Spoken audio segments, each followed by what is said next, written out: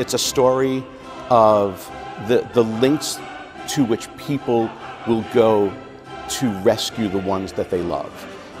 It's basically this wonderful love story between a nobleman and a noble woman. She has been abducted by a Turkish pasha, and he has come to the pasha's palace to rescue her. She comes to the palace, and the pasha is very, very taken by Constanze.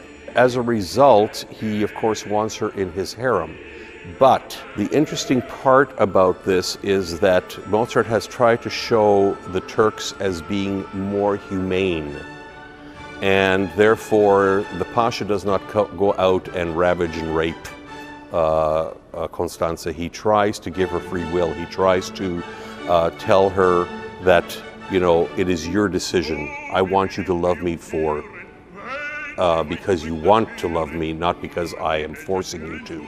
There are also these underlying stories of the head guard who's fallen in love with the young English woman, Blonde, and he's going after her, but she doesn't like him, and the pasha's going after Constanze, but she wants to remain faithful to Belmonte. So there are all these wonderful undercurrents going on throughout the story, and there are these wonderfully comedic moments in the show, but there's also a real poignancy to the piece. And the challenge of directing this piece is finding the balance between the two so that the comedy doesn't outweigh the tragedy and vice versa.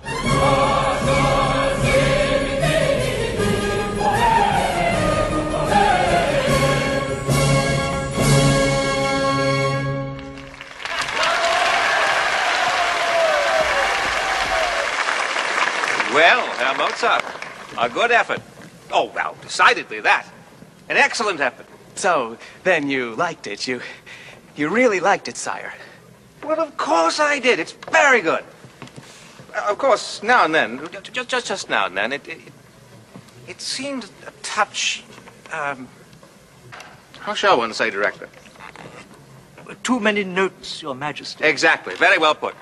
Too many notes. We're not sure if that really happened or not. It may just be the thing of legend. And it's interesting, there's one very specific German word that the Emperor supposedly said that can be interpreted in a couple of different ways. Did he say that there were too many notes or there were very many notes? But it's fun that the piece kind of has this little bit of history behind it, because I will tell you, whether it's very many or too many, there are a lot of notes in this opera.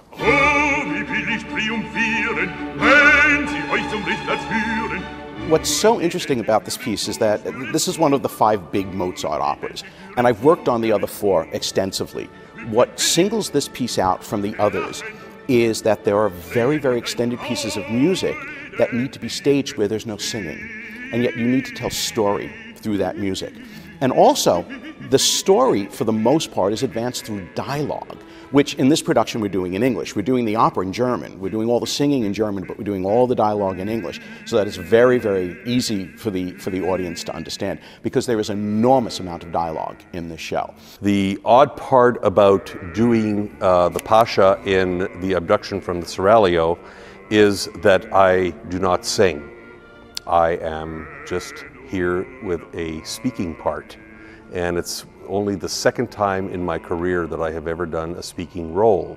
One of the things I'm most proud of what we've accomplished already in just this short period of time is the level of acting that we're being able to find in a piece that's already incredibly difficult musically.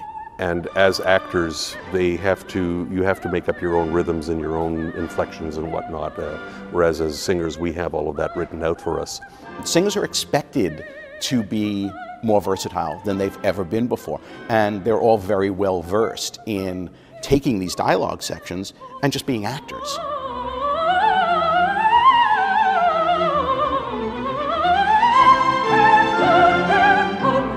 The other thing is that there is not a role in the opera that does not require some sort of pyrotechniques. It's some of the most difficult music that Mozart ever wrote for the human voice. In particular for the Constanze, because I mean she has these unbelievable pyrotechnical coloratura fireworks that she has to spit out at all times, as well as incredible legatos. And we're incredibly fortunate to have absolutely two brilliant sopranos, both very different in their vocal technique and their vocal language, portraying the same character. So it's been really fascinating already, just in the first 4 or 5 days of rehearsal, to watch the two of them tell the same story, but in very different ways. It still has the complexity of what Mozart does musically so well, and there is not a moment in the piece that does not have great melody, and also a lot of good rhythm.